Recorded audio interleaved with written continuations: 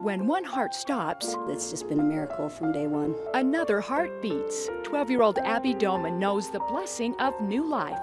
I've been trying to get the word out to let people know there's something pretty special here. A surprise discovery leaves one treasure seeker in awe, finding an unexpected piece of church history. The best ghost town in the West is right here in Utah. 5 hidden gems worth traveling to.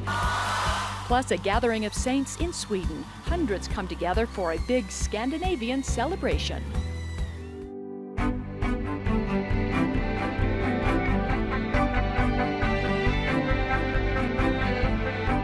Good morning and welcome to Mormon Times. If you were gravely ill and had a second chance at life, would you live differently? One girl from St. George was given that second chance recently, and she plans to spend her life serving others. 12-year-old Abby Doman remembers the day well. It was an experience that no one could ever forget. It was the day, Abby said, she died.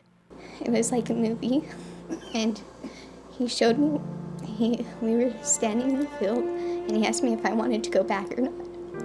And I said yes, so I could save lives. Abby's experience occurred on May 18th when she collapsed in gym class at her St. George school. Teachers performed CPR for nearly 8 minutes. She was eventually flown to Primary Children's Medical Center, where doctors discovered her heart was 2.5 times the normal size and wasn't pumping as it should. It just made my testimony so much stronger. I know that Abby's here for a purpose. From the very beginning, we've had so many miracles happen and so many things happen that it just shows me that he's there and he's watching out for us. After 6 weeks of waiting in her Salt Lake rental home for a donor heart, Abby's heart got worse. When they put him on a medication called milrinone, it automatically moves him up to status 1A. And the milrinone was helping her heart beat, and she needed her heart fast. 2 weeks later, that heart arrived. Michelle's phone rang at 3:30 a.m. on July 12th. She said, "Michelle, this is Emily from Primary Children's. We have a heart for Abby." And I just said, "You do?" Because at first I wasn't comprehending, and then I go, "You do?" First I thought about the donor family, and I thought someone just suffered a tragedy, but then I felt grateful because then they were a donor and that they could do that important, amazing thing in their lives. 12 hours later, Abby's new heart was beating. Her old heart had run its course.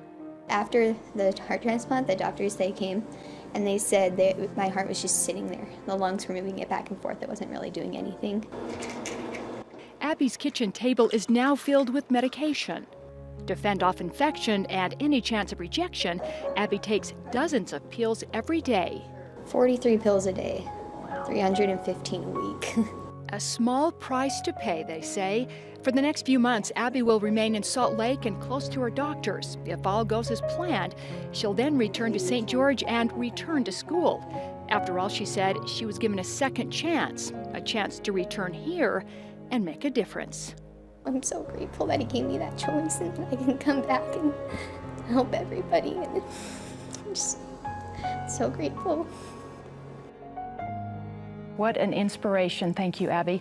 LDS musician Paul Cardall was also given a second chance at life thanks to a heart transplant 2 years ago, and he joins us now. Good morning, Paul. Good to be with you. We saw pictures in the story. You visited Abby a few times. Talk about what she may be experiencing the next several weeks, next several months as she tries to, get this heart and have it not reject.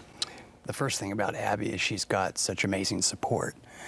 And when you have the family around you and the friends and church members around, you're going to feel like $1 million because that's where the love comes from. That's where you feel God's arms completely around you.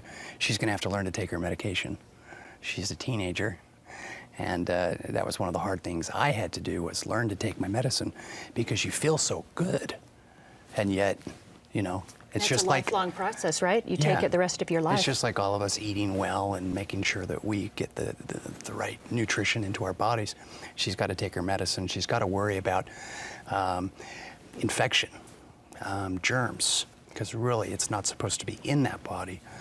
But through God's inspiration and these men and women that have created that amazing way of bringing people back to life through the organ, we're able to live longer.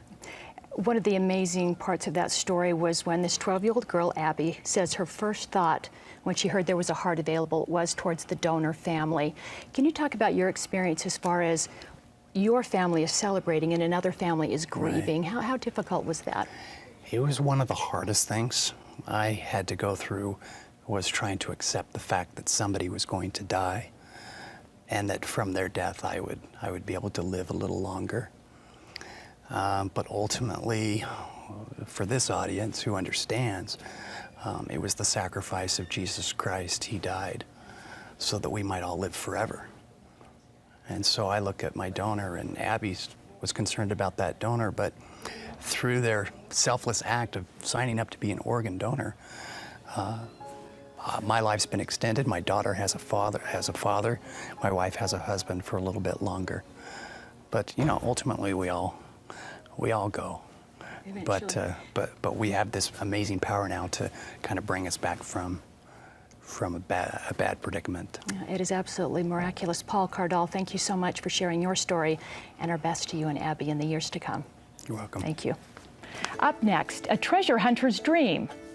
There's just a whole lot of history here. An estate broker discovers he got more than he bargained for, a piece of church history.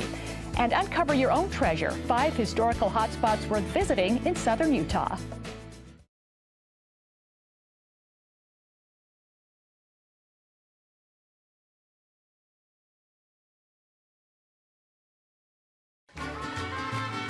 "16 Days in Mexico" taught this group the importance of service. They were part of a youth-based group called YouthLink. The group was made up of 36 people from various faiths, many of them members of the church. They came together to help the community of Bautista Grande in the state of Chiapas. The group was able to raise $10,000 to help rebuild a much-needed kitchen for the school. The Church Humanitarian Center donated hundreds of hygiene kits for them to take with them. They were able to donate these kits to the families in this community and to a local orphanage in the area. What a great cause. Well, you've seen the ads. Get cash for your gold jewelry. One church member from Spanish Fork recently discovered his gold piece may be worth much more than he ever imagined. Carol Makita has the story.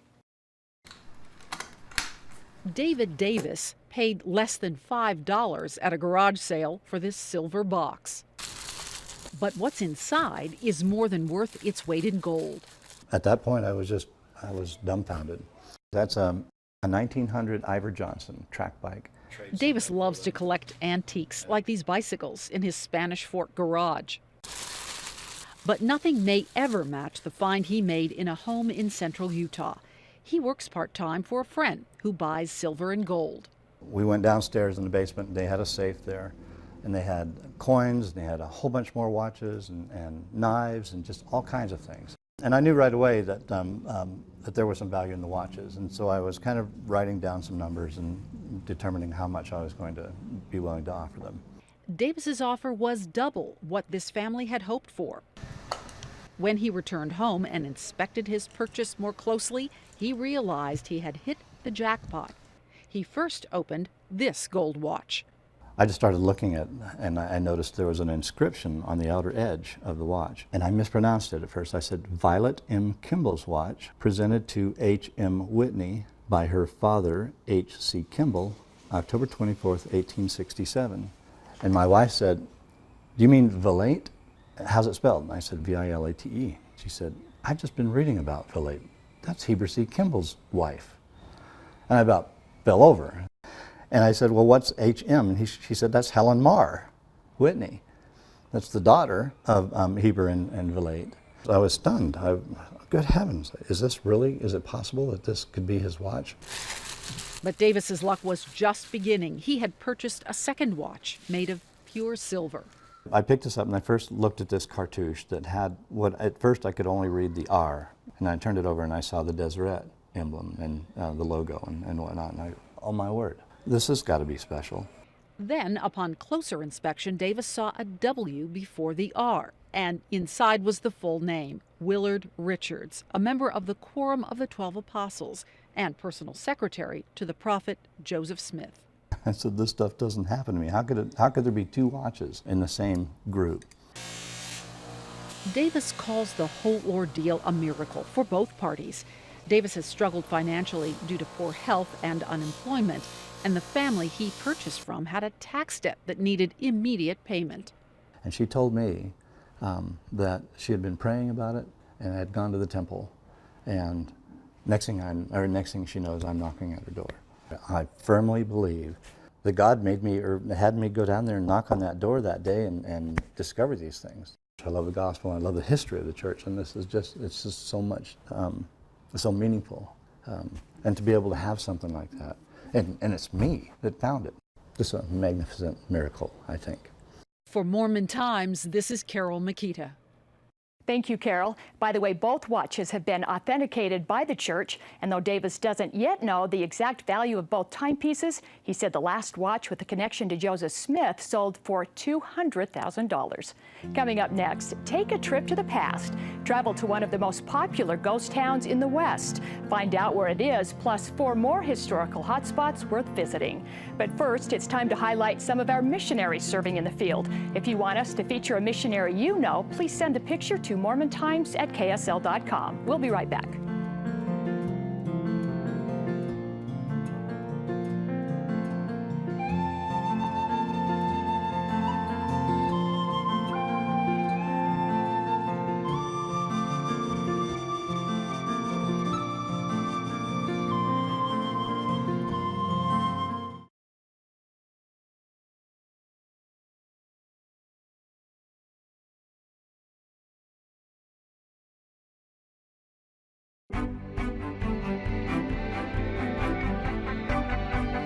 Before summer comes to an end, there's still time to enjoy some of the interesting pioneer historical hotspots around our state. Now, last week we highlighted venues found in northern Utah, and this week we'll share some hidden gems in the southern part of the state. Emily Utt from the Church History Department is here with her favorite picks. Good morning, Emily. Good morning. Now, I understand your first pick is going to take us down to Cedar City. What will we find there? We'll actually go west of Cedar City, about 20 miles to what's known as Old Iron Town. This was an iron smelting facility in the 1860s and 1870s. Only lasted about 10 years, but it was a Mormon pioneering idea to become self-sufficient.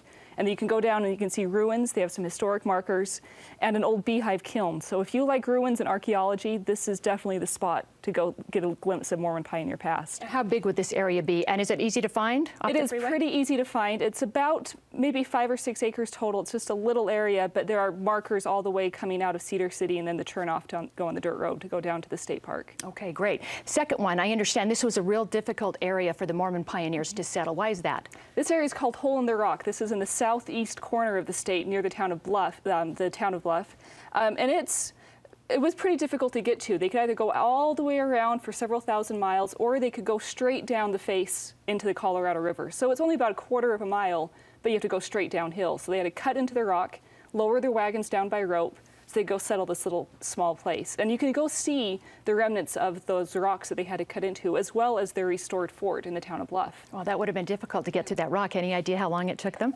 It took them a few months, I think, by the time they figured out how to engineer the road and then to get everybody down, lowered through. And you have some really great stories of people just kind of sliding down a couple hundred yards, hoping that they would stop when they hit the bottom. Oh, wow. That is a great story. Now, the next one, if you liked Butch Cassidy and the Sundance Kid, the movie anyway, I understand you'll really like this next hotspot. This is the town of Grafton, near Zion National Park.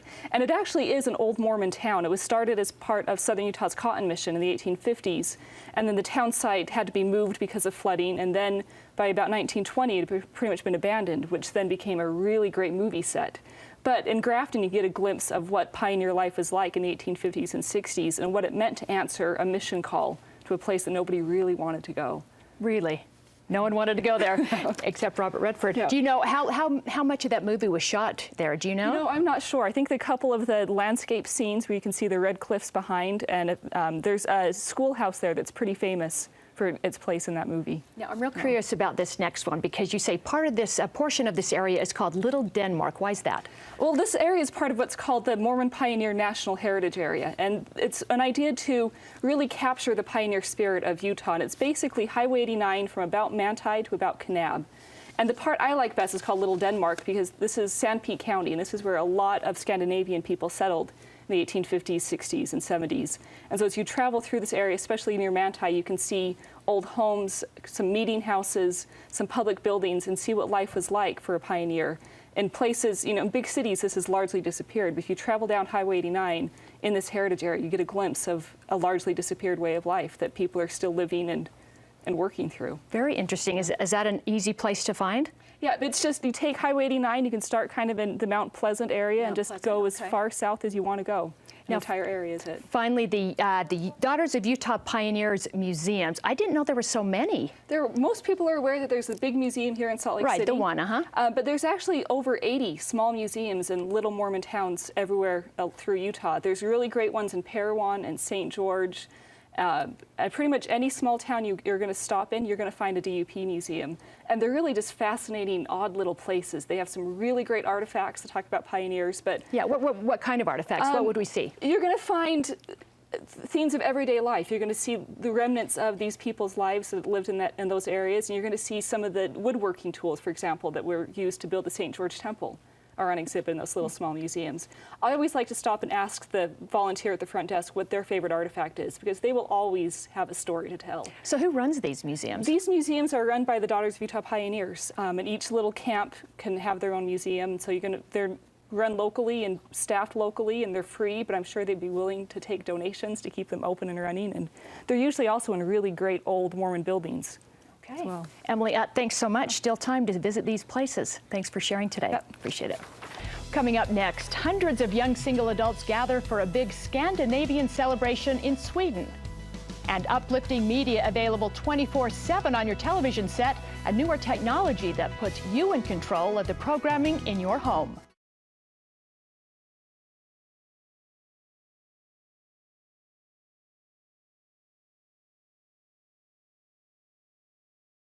Look at this priceless picture. One of our viewers sent it in. Thank you for that.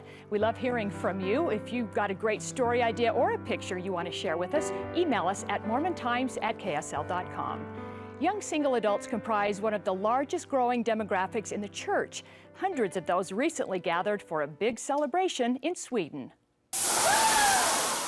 What we call it is festinor. If you translate that directly, it's a make-up word that is stuck together, and it's actually fest, which is a gathering or a party in the Nordic or in the north. It's a party thousands of Scandinavian members look forward to every year. I'm going to Festinor. It's the biggest event in Scandinavia.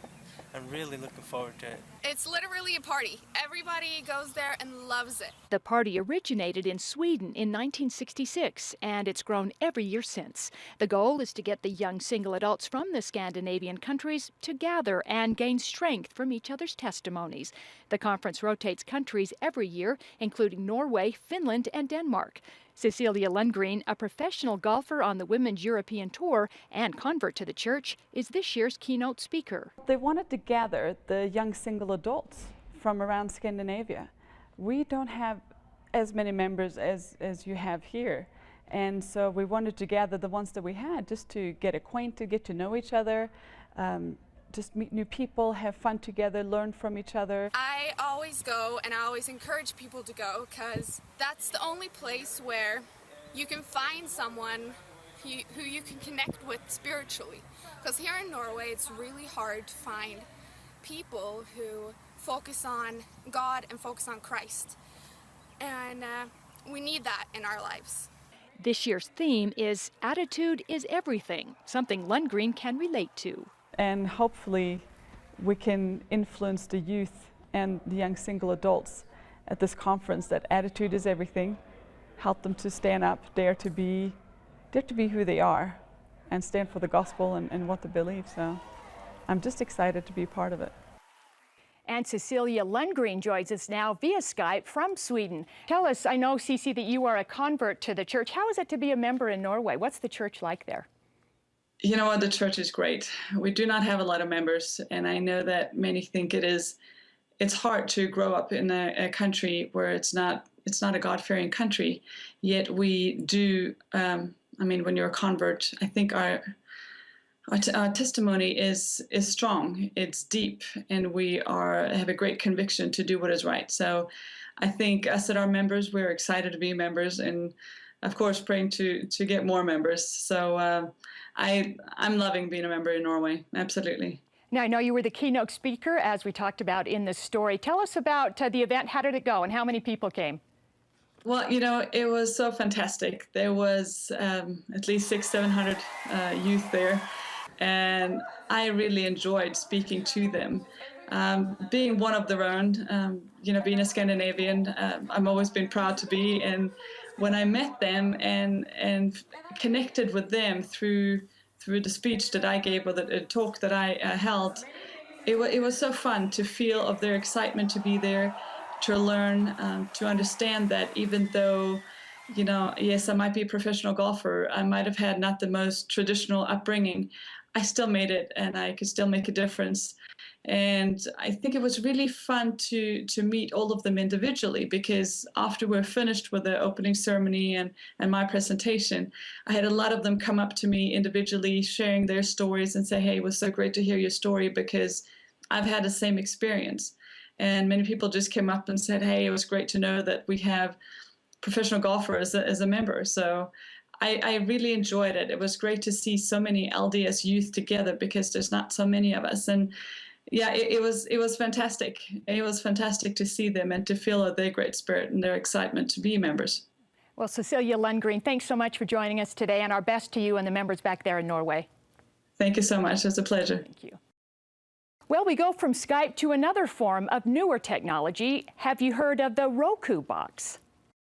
It is a small 1 by 1 by 5 inch box that basically connects the internet to your television. This box, developed in 2008, is a great tool for the church. Once connected, either by wire or wireless to high-speed internet, you can add the Mormon channel for no cost and have instant access to a variety of church programming. You're no longer stuck to your computer. All the Mormon messages are available there. We've also got conference available, separated by talks as well as the full sessions, as well as church films. And we've just added a new section for youth that contains all the content from the 2011 Strength for Youth program, as well as Mormon messages for youth. Very inspirational, and of course it's all centered around the words of living prophets and apostles today, which brings to home for members of the church that they can relate to and have instant access and use instantly. The Roku boxes range in price from $59 to $99, and Jones said the boxes are currently being tested in 100 meeting houses around the world. Thanks so much for being with us today, and we hope you join us again next Sunday morning on Mormon Times.